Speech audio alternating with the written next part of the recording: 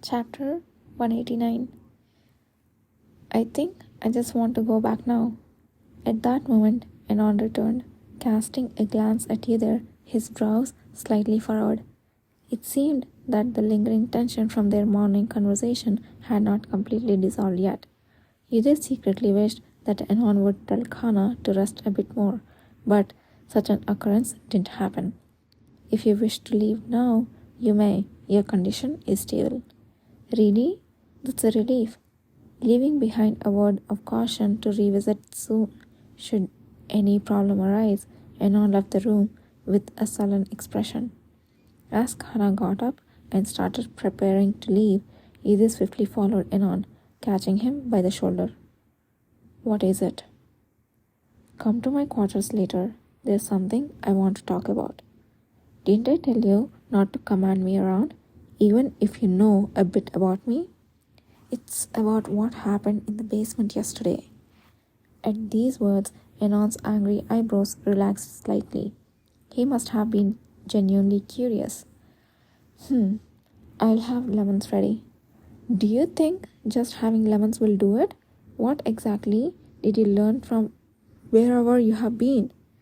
Regardless of Anon's grumbling, Yiddir informed him about the location of his quarters before leaving the infirmary with Khana. Yiddir, that handsome apothecary in the medical division. As they traversed the quiet corridor and ascended the central staircase, Khana suddenly started talking about Anon.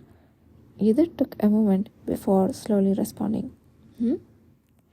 Doesn't he seem a bit unusual? In what way? For a moment, Yiddir wondered if Khana had overheard his conversation with Anon, but it didn't seem likely. Khana continued, her face thoughtful as she climbed the stairs. Well, when I woke up earlier, I really looked at his face for the first time, and something strange happened. A strange feeling? Remember when I told you that I have been training recently to faintly sense other people's emotions and feelings?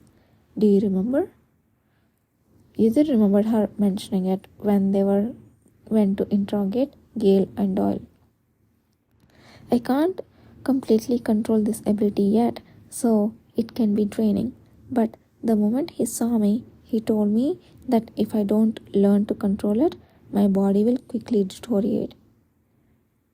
I haven't told anyone else about this ability except for you and the commander. How could he know? He is definitely not an ordinary apothecary. Shouldn't we investigate? I guess I have one more thing to talk about with Anon.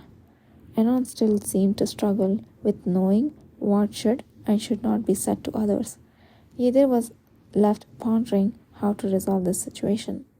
Hey Khana? That apothecary. Anon. He's actually someone I know. What? Really? Was he introduced by you? Not exactly, but Yiddir trailed off, watching Khana's expression closely. In concern for you, because you were unconscious for so long, I discussed your ability in a bit more detail with him. I'm sorry. Oh, I see. Finally, the suspicion and surprise that filled Khana's face subsided. I even imagined he might be a spy who detected an ability I hadn't mentioned. So, he knows you. Was he someone you knew from your hometown? No, it was someone I met here after coming. It happened coincidentally. I received a bit of help, and that's how the bond formed. It wasn't in this life, but it had been in his previous one, hence, it was not a complete lie. Really? You receiving help? Khana seemed genuinely surprised, as if she had never even considered the possibility that Yiddir might need assistance from someone. Nevertheless, her guard against Anon seemed to soften considerably with his words. You must have met someone truly skilled, then. I apologize if I misunderstood. Unable to reveal the truth that her suspicions were in fact reasonable, Yiddir simply responded with an ambiguous silence. Just then, they reached the floor where their lodging was located, and the two exchanged brief pleasantries, the central staircase between them. Yiddir, You still have one more day off, right? Would you mind attending training with me tomorrow? That's fine, but I think it would be better for you to rest a bit more. Continuous training certainly aids in enhancing skills, but it's not worth pushing oneself to exhaustion. In response to Yudhir's concern, Kana shook her head. No, after this incident, I realized that compared to the commander or you, Yudhir, I still have a long way to go. I'm ashamed of my previous arrogance, so I'll work harder. See you tomorrow. As Kana turned and sprinted away, her retreating figure soon disappeared around the corridor. Yudhir slowly turned and headed down to the opposite corridor to his own quarters. Before opening the door, he paused, remembering Kishir's words that there was one more gift, but he had to go in nonetheless. What would the second gift be? He turned the doorknob with a subtle sense of unease, revealing his usual small room. What he discovered while cautiously surveying the room was a set of white clothes neatly laid out on the bed. Yudhir instantly recognized the familiar outfit. The ceremonial suit? It was definitely the ceremonial suit he had worn on the day of the manifestation. He hadn't paid any attention to the missing ceremonial dress since he had already changed into different clothes by the time he had regained his senses, but he hadn't expected it to return here. Could this be the second gift? Kishir had said that he would probably prefer the second gift, but he wasn't particularly thrilled about getting his suit back. As he picked up the suit with a strange feeling, Yudhir stopped as he noticed a few objects that had rolled out from the folds of the garment on the bed. One of them was a round object wrapped in a brightly colored paper, its identity uncertain. However, the other was unmistakable. A fist-sized piece of stone glowing a dark red was unquestionably the medium of the red stone power that Thias Yulman had created the night before. This is... He cautiously reached out and grasped the small stone. Despite being shattered, the medium holding the power of the red stone possessed an odd allure, much like a top-quality gemstone. Unlike when it was the red stone, it was now quiet even when held in hand. After setting it back down, Yudhir unwrapped the second object in the colored paper. What could be worthy to be placed next to the medium of the red stone power? Fifth generation store in the center of the Fifth Wall district, the candy store of New Baleria. It tastes sweeter than love. Now, share it as a gift.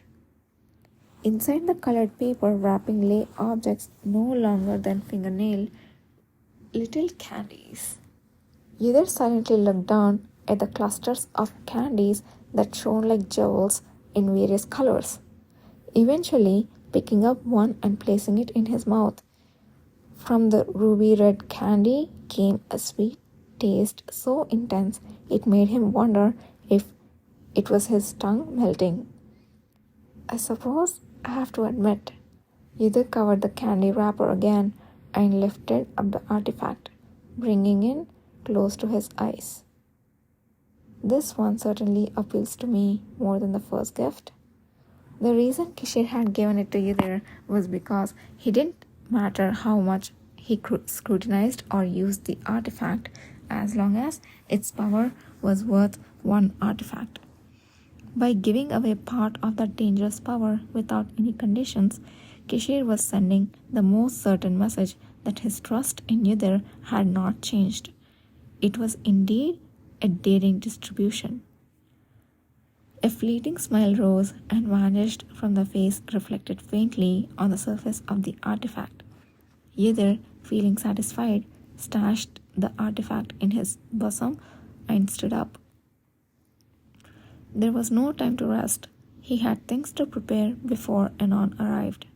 He went down to the dining hall and picked up some bread for him and a few lemons for Anon. After tidying up the uniform that the cleaning staff had laundered for him and checking the state of the room, his long-awaited guest finally knocked on the door after finishing all of his day's work. All the room locations here are confusing.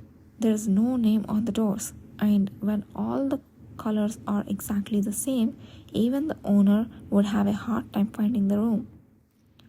It's deliberately designed that way to make it hard for intruders if they come in. Come in. After answering him, using memories for his past life, he went in first.